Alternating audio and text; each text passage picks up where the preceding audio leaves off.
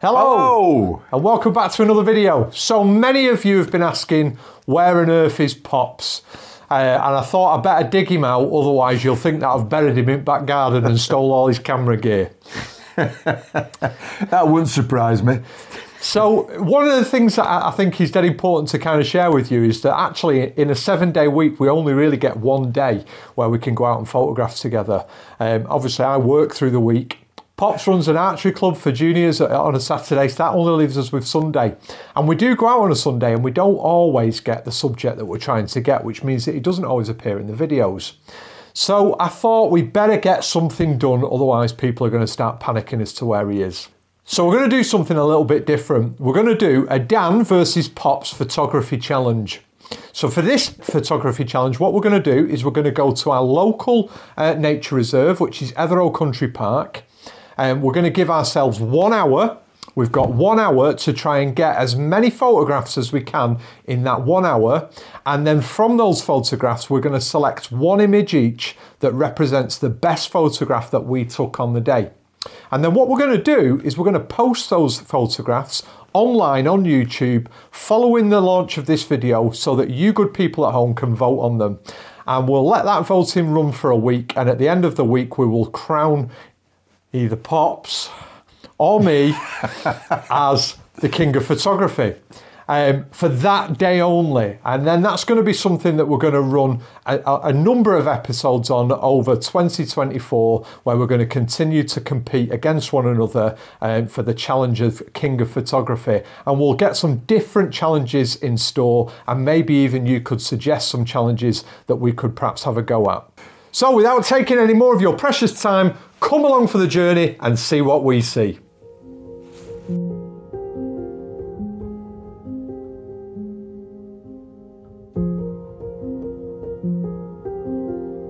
So this is destination 1, the first place that we tend to come to when we come to Etherow Country Park, particularly when it's raining and a bit dull like it is today, is we come to the nature reserve and the bird hide that's there. This used to be kept really, really well with bird feeders stocked up daily by local volunteers.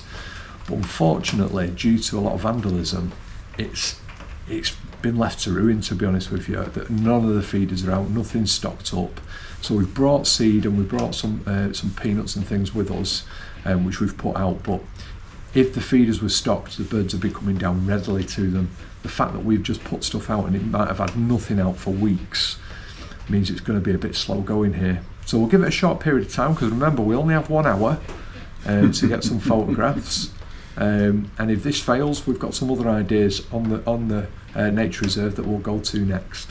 Hang on a minute, you're using my seed and peanuts. True. Is that fair? But I'm not going to photograph them eating the seed and peanuts. I'll be photographing them on a branch. He doesn't own the branches. Yeah.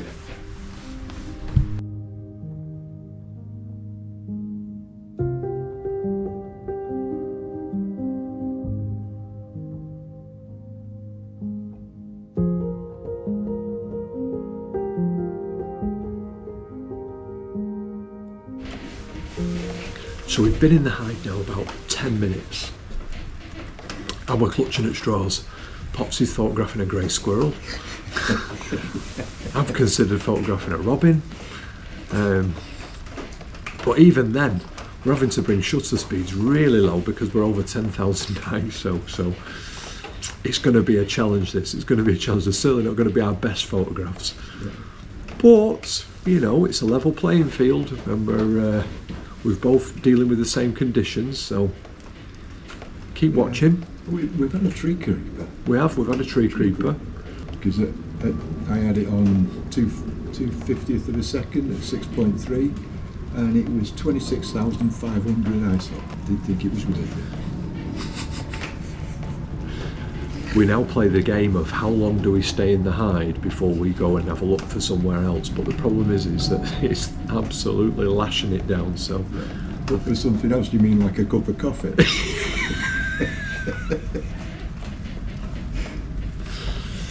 It's a tough day. We're out. We're out, and that's the main thing. We're out in the fresh air, even though it's a bit damp. tree creepers back up there.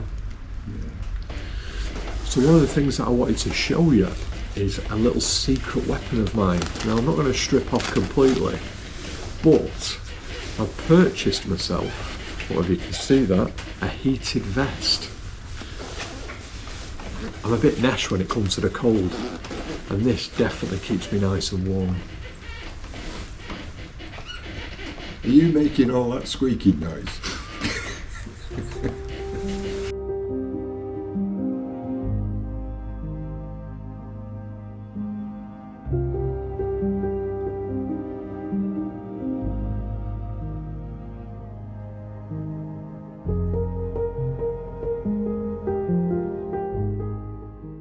It's really picking up here now. There's loads of activity. We've got squirrels coming in, we've got nuthatches, great tits, blue tits, cold tits. We've had tree creeper, robins, dunnocks. There's all manner of birds coming in, and obviously the squirrels, which is fantastic. And what's really interesting is that normally we probably would be overlooking these, but because there's a little bit of competition involved, we're frantically photographing grey squirrels and robins and things that we just wouldn't ordinarily photograph, and then kind of celebrating when we get something that's half decent.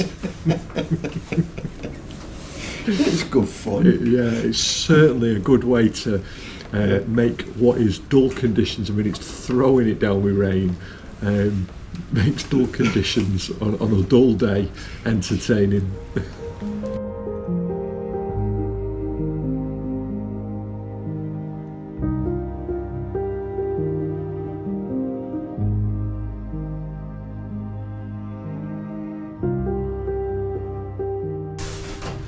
Well, unfortunately, because of the poor light,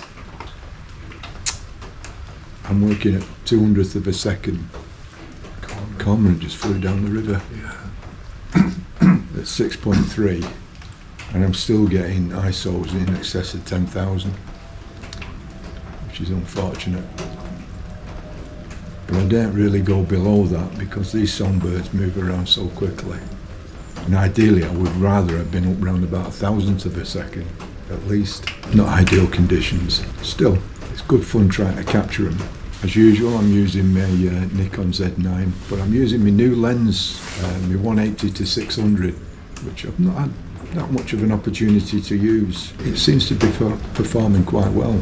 Very quick on focus, which is essential for these little birds. We'll see what the results are like.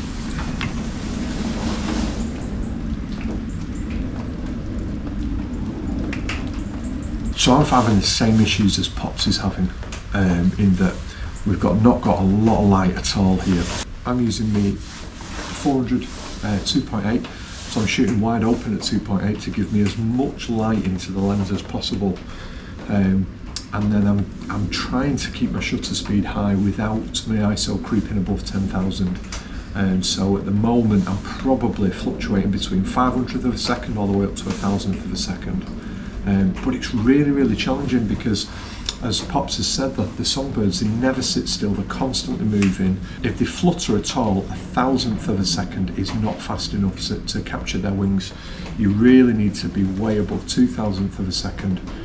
So we're just going to have to accept that there's going to be a little bit of motion blur in the image, and actually just use that to your advantage. So to use that to kind of accentuate the movement. And make it look as though that's what you're trying to achieve rather than it being an accident. It's funny you say that. I like to see a little bit of movement in the wings. Everything is absolutely perfectly still. It looks as if the bird has actually been plonked onto the picture. But a little bit of movement, so long as everything else is pin sharp, then that little bit of movement in the wings just, to me, just gives it a little bit more of a natural feel to it. But there's loads of activity now. It really didn't take long, considering there's no feeders up at all. We've got absolutely loads of activity, and it's really just trying to capture something that's a little bit different, a little bit standout, that hopefully you'll vote for.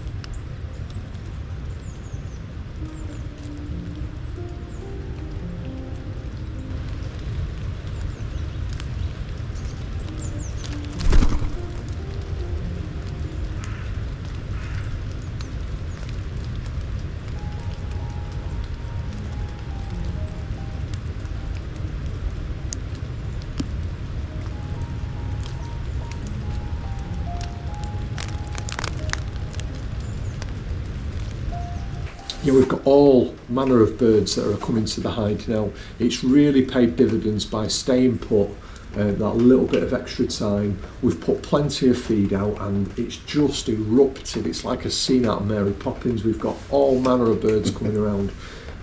We've got the jay that's coming in now, and he's just been moving off to the side. We've had a little grebe that's been hunting on the river just at the side of us.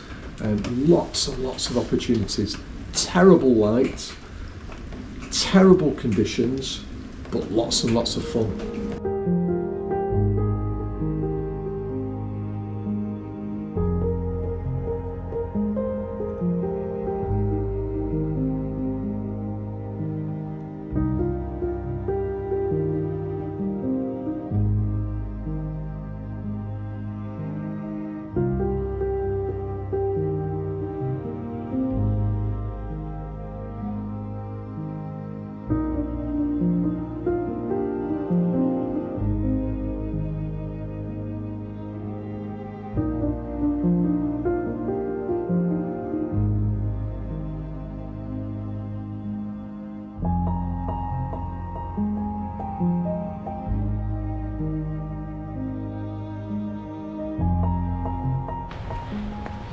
So that's phase one complete.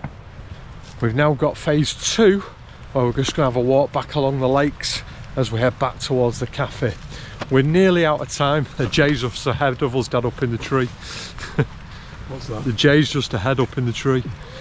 We're nearly out of time, but we've already bagged plenty of images. So it's just a case of wandering back now. There is one little kind of bonus of Etherow Country Park, and that is that they've got a really healthy breeding population of mandarin ducks. A species that either you love or you hate. Some people think that they're quite garish looking because they're very bright colours. I actually think they're stunning, absolutely stunning. The females as well are often underestimated because they're a really pretty bird. So we'll go back now and we'll have a see if we can get any mandarin ducks and maybe one or two extras that we can just put into our collection of images so we can select our favourite of the day.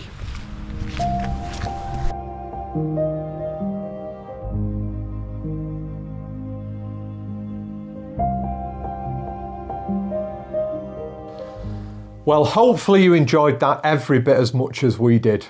What a challenging day it was with some absolutely challenging conditions. What were your thoughts, Pops? It was one of them days that, to be honest with you, you'd look out the window, it's dark, it's miserable, it's raining, it's blowing, and you think, I'll give it a miss today. I am so pleased that we did go out there and do it, because it's given us a totally different aspect of wildlife photography. It has, it really has. I mean, I think Pops is dead right. Normally, you know, if it's throwing it down with rain, you wouldn't think of going out with your camera, particularly if you were photographing wildlife. I know landscape photography, sometimes dramatic weather can bring a really pleasing effect to photographs, but for wildlife photography, it's a bit of a no-brainer, isn't it? You tend to just think, oh, I watch some YouTube and stay indoors where it's nice and warm. But it really was. It was challenging. Yeah. But I think the thing for me that made it really exciting was that it made you photograph subjects that ordinarily we'd have just overlooked. Oh, absolutely. I mean, as you've seen, most of the photographs are just on your day-to-day songbirds. But the fascinating thing for me was, I always thought, you know, wildlife are a bit like us. If it's pouring down with rain out there, they'll hide underneath a leaf and shelter. No, they didn't. You put food out and they were out. Yeah. And as you've seen again on some of the photographs, they are bedraddled. You know, which fascinated me. Yeah, yeah. And I think slowing the shutter speed down and then getting the streaks of the raindrops in the images was really, really nice. And you know, it's a nice feature, isn't it? It makes your photographs perhaps stand out a little bit more. I mean, I think if you can get a photograph of a robin, which has got to be probably the most photographed bird in Great Britain, and make it a little bit different, you're achieving something there, aren't you? Oh, absolutely. Absolutely. I mean, with the nuthatches, you know, they're one of my favourite birds, as you know, and I've taken thousands of photographs of nuthatches. I have never taken one that looked as bedraddled as the ones that did today. Yeah, it really did, didn't it? It looked soaked. It looked miserable. It looked absolutely miserable, without a doubt, yeah. So, do you want to talk us through which is your favourite image and why you've chosen that to be the one that represents your photography for today? Well, I had a tough choice, really. I got eight images there, and you asked me to pick my favourite. And in the end, I went for the one with the J. And I just thought it was so simple. You know, the background was simple, sat on a branch, and there's such a beautiful bird. That was an outright winner for me. Yeah. I think a bit like yourself, you know, I've looked at the images that I've put in, and the images that we choose as our favourite may not be your favourite, and you might be thinking, oh, why on earth have you chosen that one and not this one? But the image I've chosen is the close-up of the nuthatch, for very much the reasons that you've kind of explained. It just looks a little bit unique. You can see the raindrops all around it. You can see some of the water beading on its feathers, which is fantastic. I mean, the one that I captured was nowhere near as drowned as the one that you'd captured. He seemed to be in a little bit more, probably a little bit better conditions, and his feathers were very water repellent. So, and it perhaps wasn't as late in the day when I caught that photograph. But that's the photograph that I'm going to put forward as my photograph for today. Yeah. So, if you've enjoyed this video, please consider giving it a like and a subscribe. If you've not subscribed already, please consider doing so. It's a funny word, subscribe. Lots of people, you know, don't subscribe to the channel, but watch the videos. It really does cost you nothing, but does wonders for the channel. We're fast approaching 4,000 subscribers now, which is absolutely wonderful. But every subscription really, really helps. It really promotes the channel and pushes it forward. We've got a Buy Me a Coffee page. I'll put the link just on the bottom here now. If you want to support the channel that little bit more, and you're feeling, you know, a little bit generous, it is Christmas after all, and you want to buy us a coffee, consider going on the website and buying us a coffee. We'd really appreciate that. And until next time, ta-ra!